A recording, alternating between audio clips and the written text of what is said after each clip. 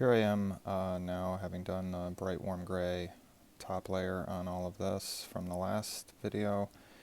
I'm going to go in first and start to claim some of the shadows again. I use Drakenhof Nightshade here, just an even coat across the whole model, the whole base.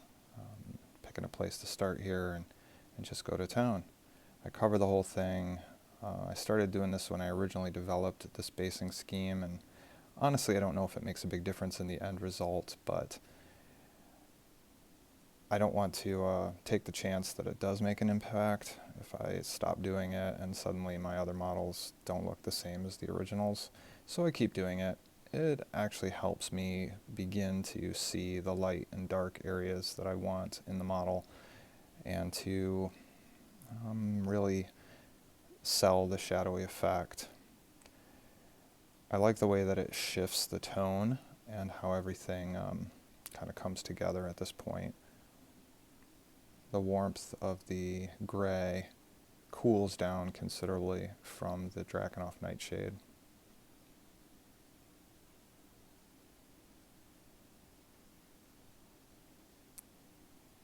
So here now I'm back, it's all dry, and now I will begin to add some of the turquoise color that I need to really sell this otherworldly effect. So I use Terradon turquoise straight out of the pot and begin to basically do the same thing again, another even coat over the entire model.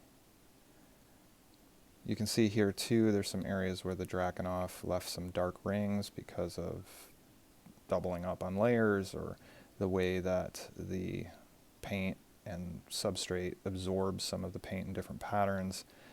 Or I had to go back in and layer it twice because I started and stopped in a funny spot.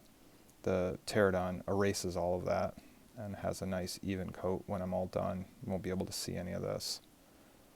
I'm also very careful here to layer in thinly on top of everything on the flat surfaces.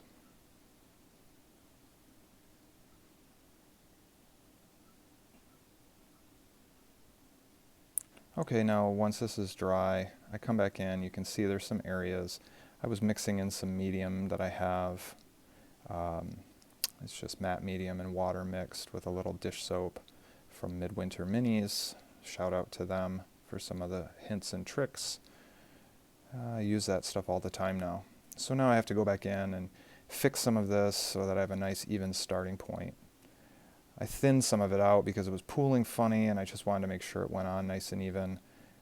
One of the tricks I've learned over the years is when it looks like garbage, sometimes it's just better to let it dry and come back to it. So that's what I've done here. I let it dry. Now I'm putting another layer on. So you can see a nice even coat and even coverage over the entire thing. So I just carry on like this. I also get into some of the dirt areas that maybe need another layer.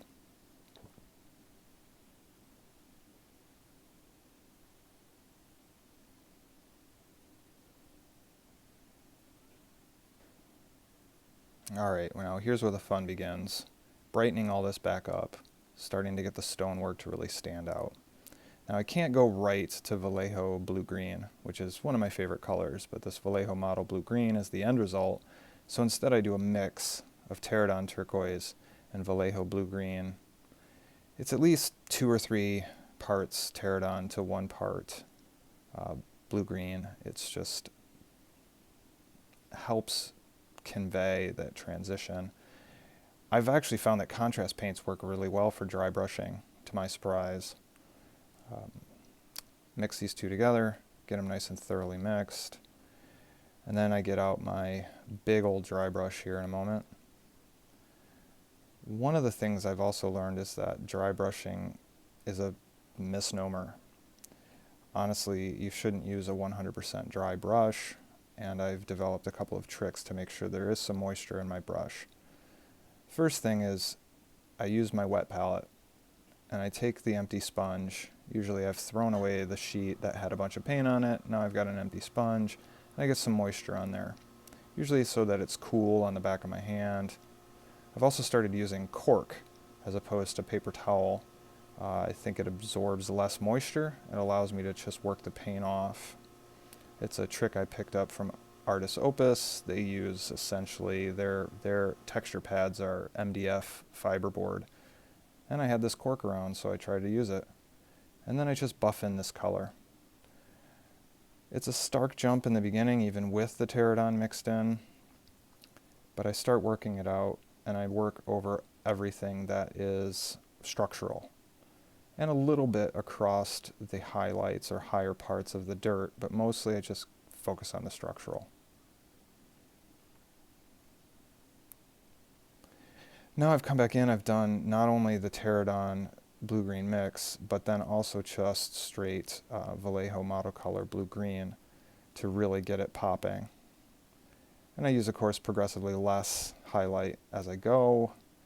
I also go in with some Terradon turquoise mixed with flow improver to smooth out some of the rough spots, as well as just a straight brush to pull some of the highlights with the blue-green.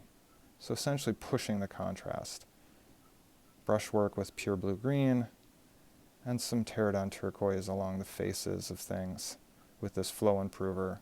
It's a mix I made years ago that somehow still keeps working, and it helps me to get rid of some of the fog or dustiness.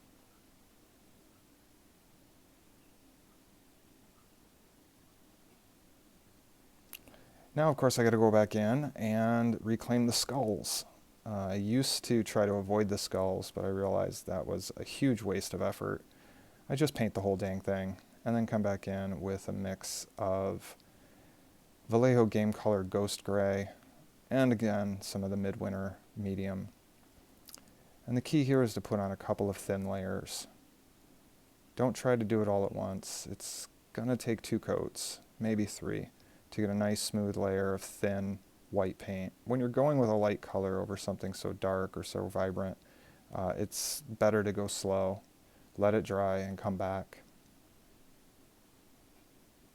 And here I go, just layering all the 7 skulls across the board.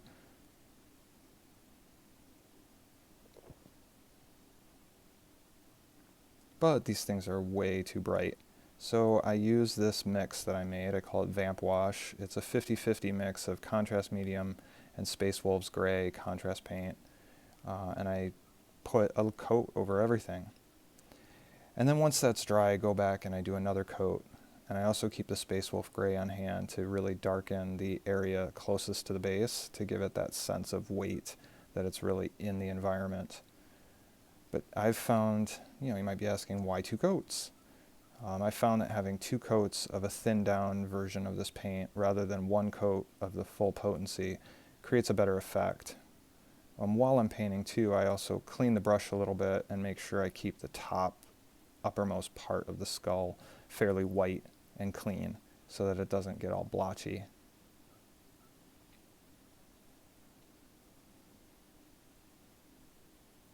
Alright, and here's the last stretch, just to blacken out the base rim and go around. You can see all of the skulls are done, they look pretty good, and I use my favorite Army Painter matte black. I'm not a huge fan of the Army Painter line in general. There's nothing wrong with them, they just don't jive with my particular painting style. Sometimes they're a little too glossy or a little too difficult to work with compared to some other paint lines I use. Your mileage may vary, everyone's style is a little different. I mix a little bit of thinner, and I go over the base numerous times, smoothly, with a large brush. I think that's a 4. And I just go around and around the base. First I do it a little rough, but then eventually you can get into a rhythm when it's closer to your body, which is harder to film. And there you go. That's the end result.